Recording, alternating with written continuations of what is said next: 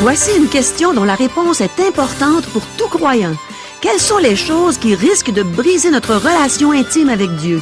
La parole de Dieu va nous donner une réponse qui saura nous aider à demeurer tout près de lui, aujourd'hui même à l'émission À travers la Bible.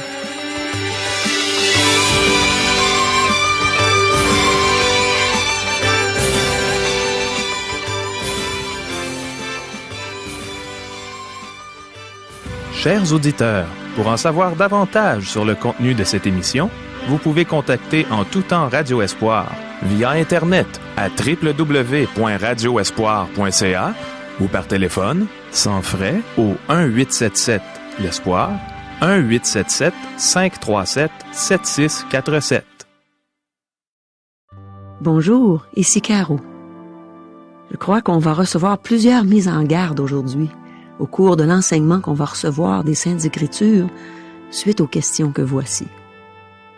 Est-ce que le peuple d'Israël avait raison de vouloir que Gédéon devienne leur roi? Quelles seraient les conséquences si nous acceptions un poste qui ne nous appartient pas dans l'Église? Est-ce que Dieu utilise ceux qui ont des faiblesses? Est-ce qu'une relation intime avec Dieu peut nous aider à éviter des pièges dans notre vie? Est-il possible qu'un rituel religieux contribue à briser notre relation intime avec Dieu? Quelles sont les choses qui peuvent briser notre relation intime avec Dieu? Est-ce que ces choses sont des idoles? Dieu approuve-t-il qu'un homme ait plusieurs femmes? Quelles peuvent être les conséquences si un croyant choisit de vivre en dehors des voies de Dieu? La parole de Dieu va certainement être une bonne nourriture pour nos âmes au cours de cette émission, comme elle l'est toujours d'ailleurs. Le pasteur Jean Joly a trouvé toutes nos réponses dans la Bible et il est prêt à nous enseigner. Demandons à Dieu que cet enseignement transforme nos vies pour sa gloire. Prions. Oui, Seigneur, on a besoin de ton enseignement. Viens parler à nos cœurs, viens nous instruire, viens nous transformer pour ta gloire, mon Dieu. Amen. À toi, Régent. Merci beaucoup, Caro. À la dernière émission, nous avons vu Dieu délivrer Israël de la main de Madian en utilisant Gédéon, un homme qui manquait d'assurance et qui ne venait pas d'une grande famille en Manassé. Cependant, Dieu préfère utiliser des personnes faibles plutôt que les grands de ce monde, car toute la gloire des victoires lui revient. En fait, Dieu a augmenté la foi de Gédéon en lui accordant quelques prodiges, dont le signe de la toison. Ensuite, il lui a demandé de réduire son armée de 32 000 hommes à 300 hommes. Puis, cette poignée de soldats a mis en fuite une armée innombrable avec des flambeaux, des cruches et des trompettes. Le crédit de la victoire ne peut qu'aller à Dieu. Aucun humain n'oserait s'attaquer à une armée puissante avec quelques hommes non armés. Aujourd'hui, nous ne lirons pas tout le chapitre 8. Nous devons avancer dans notre étude, car nous désirons couvrir toute la Bible en 5 ans. Nous n'allons que glaner quelques leçons dans les chapitres 8 et 9. Dans le chapitre 8, nous avons les événements qui ont suivi la victoire éclatante que Dieu a accordée à Gédéon sur les Madianites. Les enfants d'Israël sont de nouveau libres et ils ont retrouvé leur prospérité. Oreb et Zéeb, 2 chefs de Madian, furent tués au combat. Zébak et Tsalmuna, rois de Madian, furent capturés et exécutés. Israël goûte aux bénédictions qui lui échappaient depuis belle lurette. Le peuple est reconnaissant envers Gédéon et il désire que celui-ci devienne leur roi. Débutons notre lecture. Juges, chapitre 8, verset 22. Les hommes d'Israël dirent à Gédéon, « Domine sur nous, et toi, et ton fils, et le fils de ton fils, car tu nous as délivrés de la main de Madian. » Nous avons ici la première indication que le peuple d'Israël désire qu'un roi règne sur eux. Dieu leur avait dit qu'il ne voulait pas qu'un roi règne sur eux, comme il se fait chez les nations voisines. Puisque Gédéon les avait libérés, le peuple désirait l'avoir pour roi. C'est la première personne à qui ce poste fut proposé en Israël, mais Gédéon a décliné l'offre généreuse. Plus loin dans la Bible, nous verrons qu'Israël demandera de nouveau un roi. En fait, la nation en exigera un. Alors Dieu demandera à Samuel, qui est le dernier juge et le premier d'une suite de prophètes, d'oindre un roi sur le peuple. Cependant, Dieu expliquera clairement à Samuel que ce n'est pas lui, Samuel, que le peuple rejette, mais plutôt son Créateur. Dieu désirait régner personnellement sur la nation qui avait un régime théocratique. Dans le cas présent, Dieu avait employé Gédéon pour libérer Israël, mais c'est Gédéon qu'Israël voulait comme roi.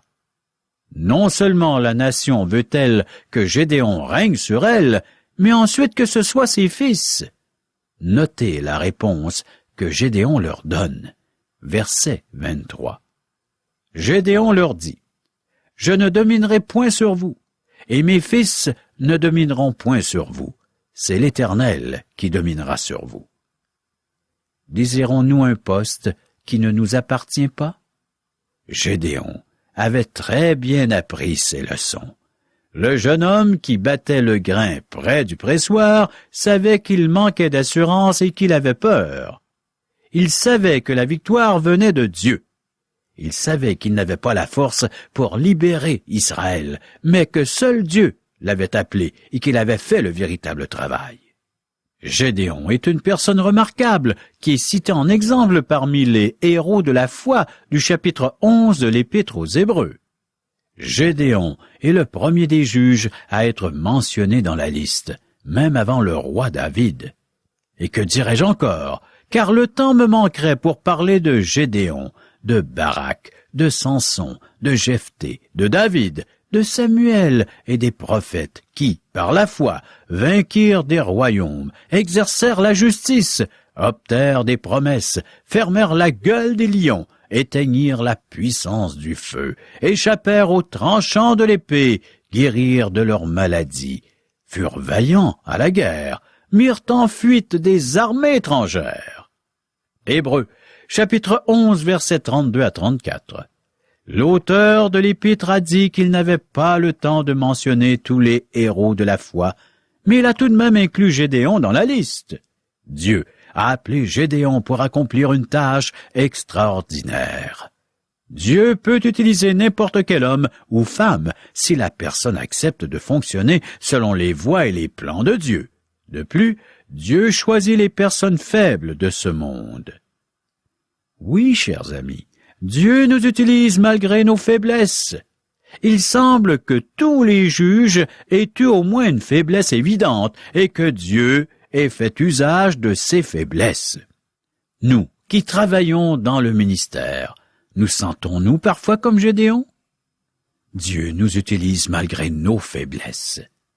Ce serait bien que l'histoire de Gédéon s'arrête ici, mais elle continue et nous découvrons d'autres faiblesses.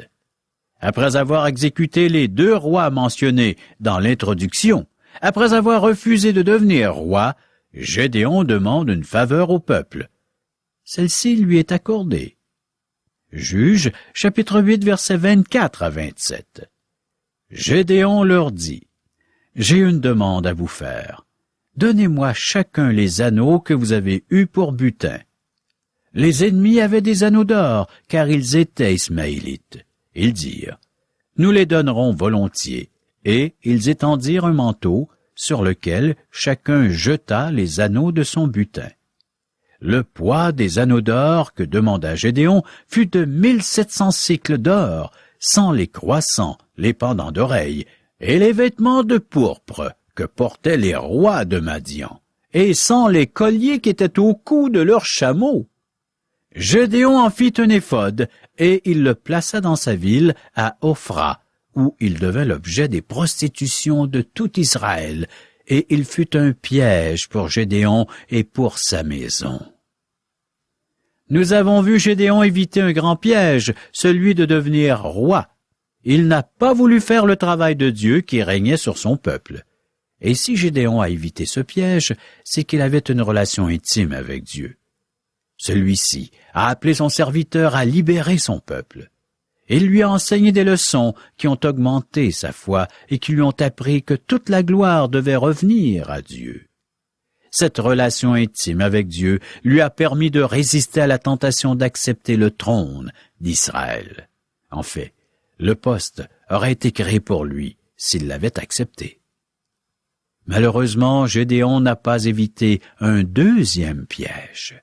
Avec les anneaux d'or, il a fabriqué un éphod qu'il plaça à Ophra, sa ville, et cet objet devint un objet de culte.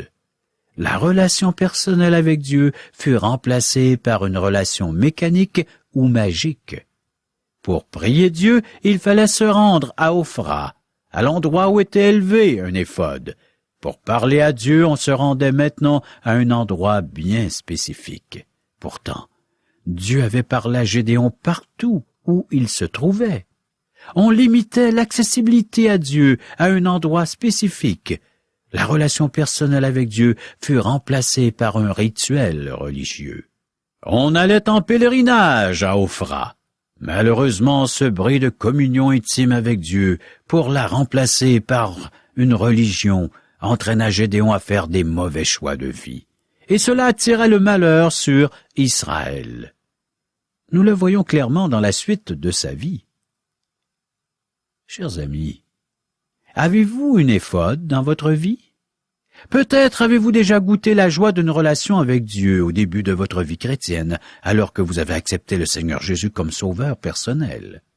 Maintenant, la parole de Dieu ne vous parle plus.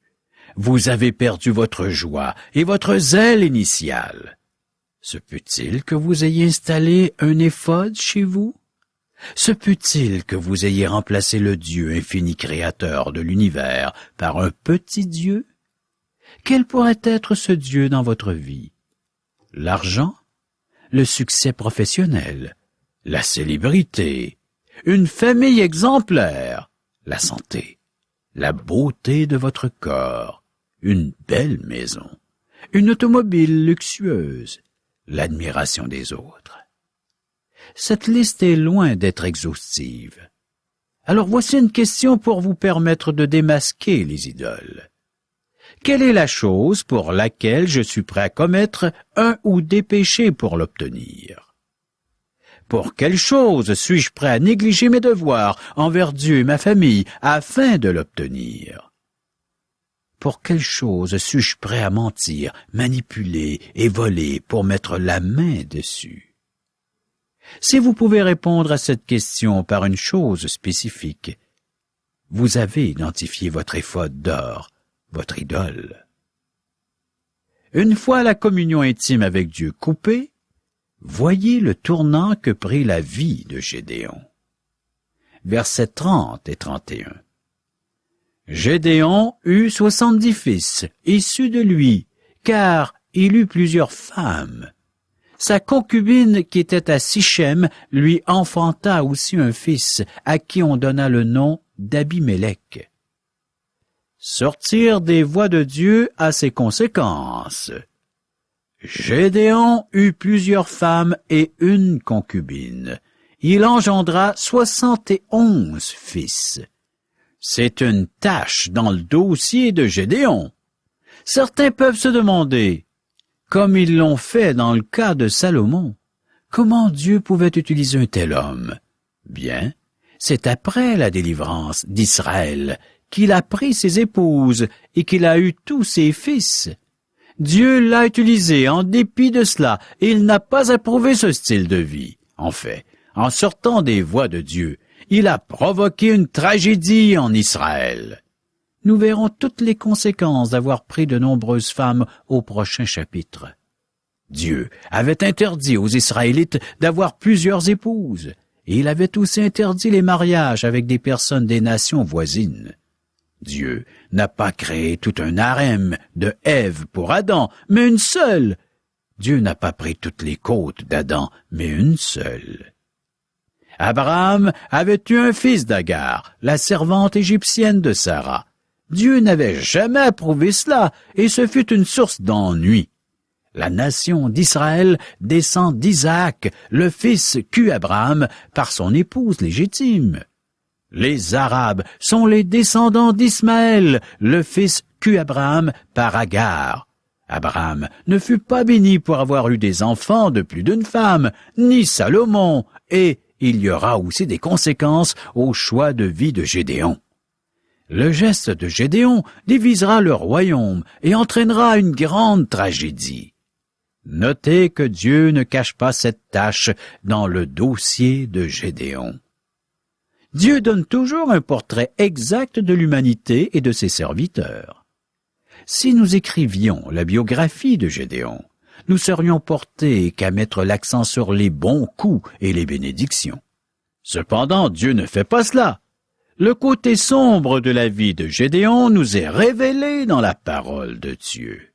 Rien n'est caché devant Dieu. Versets 33-35. Lorsque Gédéon fut mort, les enfants d'Israël recommencèrent à se prostituer au Baal, et ils prirent Baal-Bérith pour leur Dieu. Les enfants d'Israël ne se souvinrent point de l'Éternel leur Dieu, qui les avait délivrés de la main de tous les ennemis qui les entouraient. Et ils n'eurent point d'attachement pour la maison de Jérubbaal, de Gédéon, après tout le bien qu'il avait fait à Israël. Voilà le cycle qui repart. Oui, chers amis, Israël se détourne de nouveau de Dieu pour aller vers les idoles. De nouveau, Israël sera assujetti à ses ennemis, jusqu'à ce que la nation crie à Dieu en rejetant ses idoles. Alors Dieu suscitera un juge pour les libérer. Après la mort de Gédéon, les enfants d'Israël ne tardèrent pas à se prostituer aux idoles. C'est la triste histoire d'Israël, ainsi que l'histoire de l'Église aujourd'hui. Ce sont les hauts et les bas de montagnes russes. C'est vrai pour les églises aussi bien que pour les nations, pourtant. Ce n'est pas ainsi que Dieu voyait notre marche chrétienne. Parmi les nombreux fils de Gédéon, il y eut Abimélec, un homme méchant. Le chapitre 9 nous raconte son histoire. Abimélec était le fils de la concubine de Gédéon. Celle-ci habitait à Sichem. Gédéon n'aurait pas dû avoir une concubine. Cela aura des conséquences malheureuses pour tout Israël. Débutons la lecture de ce 9e chapitre du livre des Juges, en lisant les versets 1 à 3. Abimélec, fils de Jérubbaal, se rendit à Sichem, vers les frères de sa mère, et voici comment il leur parla, ainsi qu'à toute la famille de la maison du père et de sa mère. Dites, je vous prie, aux oreilles de tous les habitants de Sichem, vaut-il mieux pour vous que 70 hommes, tous fils de Jérubbaal, dominent sur vous, ou qu'un seul homme domine sur vous? Et souvenez-vous que je suis votre os et votre chair. Les frères de sa mère répétèrent pour lui toutes ces paroles aux oreilles de tous les habitants de Sichem, et leur cœur inclina en faveur d'Abimélec, car ils se disaient, c'est notre frère. Abimélec était un homme ambitieux. Il savait que la nation avait désiré que Gédéon devienne son roi. Puisqu'il est un fils de Gédéon, il perçoit qu'il peut devenir roi. Donc, il va entraîner la famille de sa mère dans un complot pour devenir roi d'Israël. Verset 5. Il vint dans la maison de son père, à Ophra, et il tua ses frères, fils de Jérubbaal, 70 hommes, sur une même pierre. Il n'échappa que Jotham, le plus jeune fils de Jérubbaal, car il s'était caché. Abimélec était un homme brutal et méchant.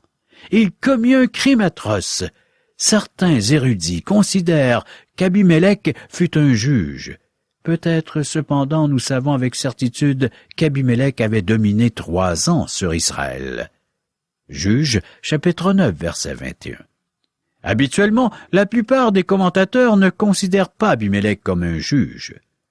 Ce n'est pas Dieu qui l'a appelé, et il a assassiné tous ses frères sauf un. De plus, Dieu a mis fin à son règne.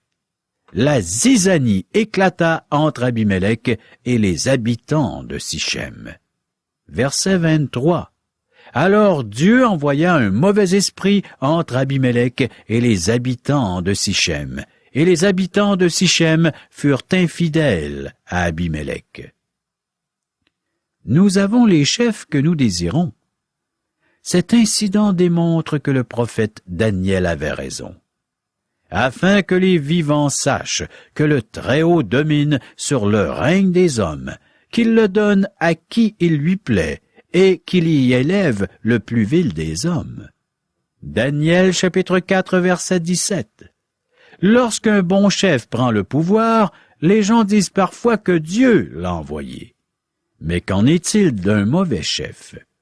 Dieu permet qu'il prenne le pouvoir. Pourquoi? Parce que nous avons les chefs que nous méritons. Les enfants d'Israël ont voulu d'un jeune chef méchant et ils ont eu ce qu'ils ont demandé. Ce principe est encore vrai aujourd'hui, chers amis. Dieu a jugé Abimélec pour ses crimes, et il a jugé les hommes de Sichem pour l'avoir appuyé afin qu'il devienne roi. Une guerre civile éclata, car de nombreuses personnes ne voulaient pas qu'Abimélec règne sur eux. Versets 52 à 57. Abimélec parvint jusqu'à la tour. Il l'attaqua et s'approcha de la porte pour y mettre le feu. Alors, une femme lança sur la tête d'Abimélec un morceau de meule de moulin et lui brisa le crâne. Aussitôt, il appela le jeune homme qui portait ses armes et lui dit « Tire ton épée et donne-moi la mort, de peur qu'on ne dise de moi, c'est une femme qui l'a tué. » Le jeune homme le perça et il mourut. Quand les hommes d'Israël virent qu'Abimélec était mort, ils s'en allèrent chacun chez soi. Ainsi Dieu fit retomber sur Abimélec le mal qu'il avait fait à son père en tuant ses 70 frères.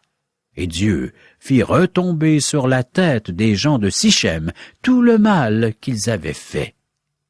Ainsi s'accomplit sur eux la malédiction de Jotham, fils de Jérubbaal. C'est une triste fin au récit de la vie de Gédéon qui a donné naissance à ce fils illégitime. Dieu a élevé Gédéon d'une position très humble afin qu'il libère et gouverne son peuple. C'est triste de voir un homme qui a accompli un si bel exploit choisir de vivre hors des voies de Dieu, ce qui a entraîné une guerre civile. Tola et Jaïr furent les juges suivants. Ne vous étonnez pas si vous n'avez pas entendu parler de Tola. Il n'a rien accompli de remarquable. Jugez-en vous-même, en lisant les chapitres 1 et 2 du livre des Juges, chapitre 10.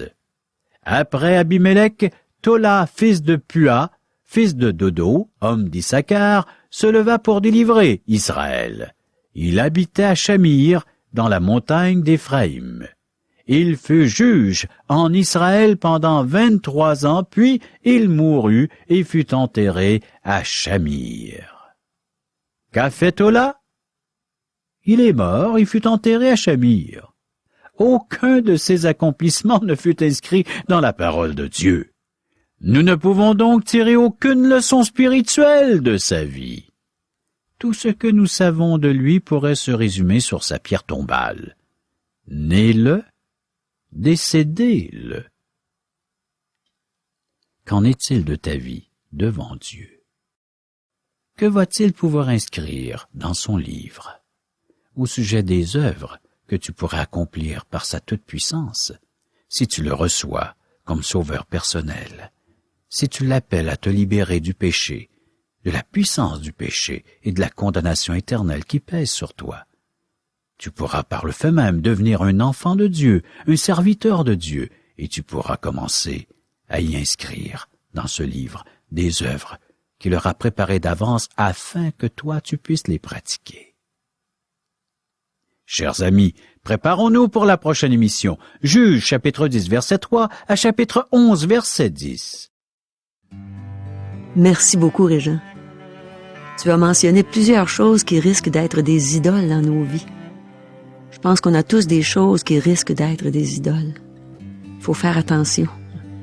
Moi, la première, je connais ces choses et je prie que Dieu me donne toujours de me tenir en garde contre elles. À chaque soir, je demande à Dieu de sonder mon cœur, de me montrer si au cours de la journée je n'aurais pas péché contre lui, si je n'aurais pas laissé quelque chose prendre sa place dans mon quotidien.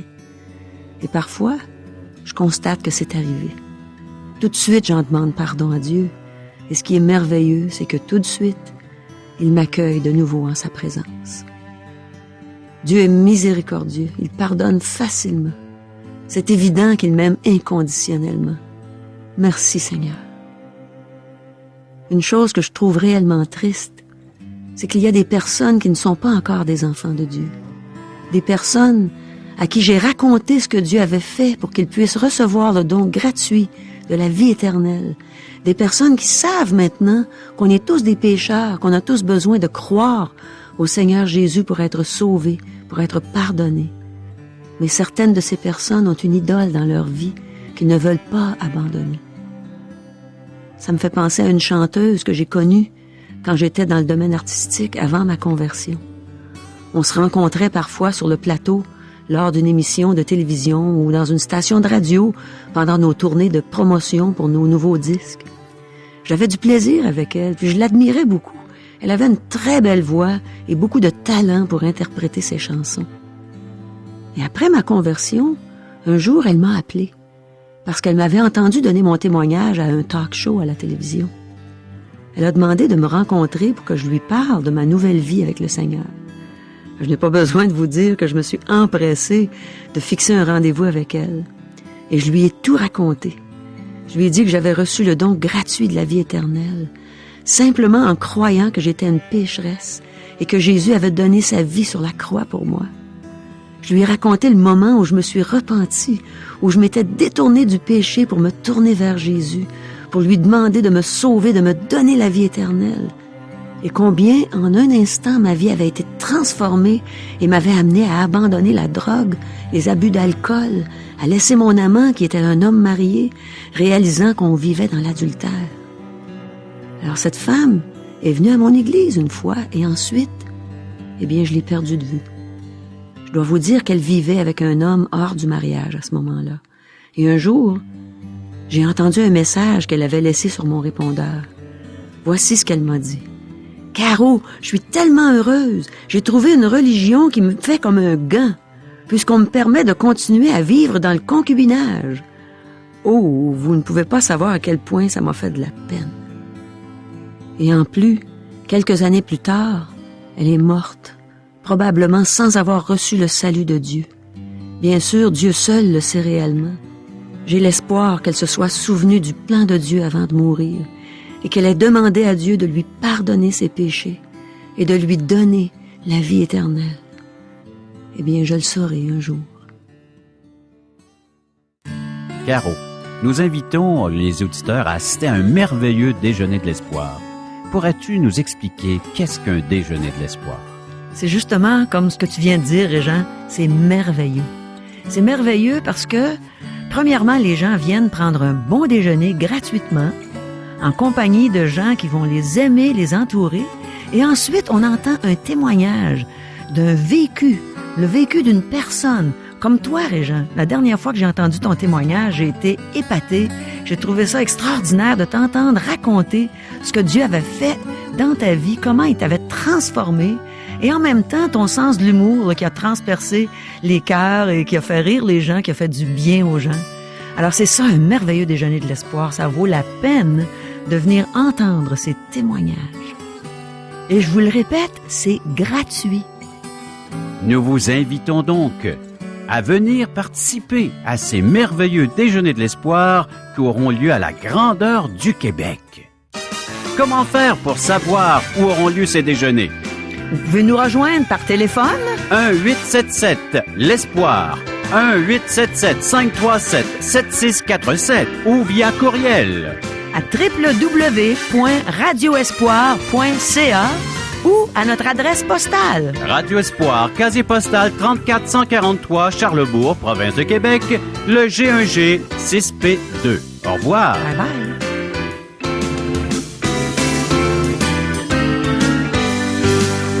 Cette émission vous a été présentée par Radio Espoir.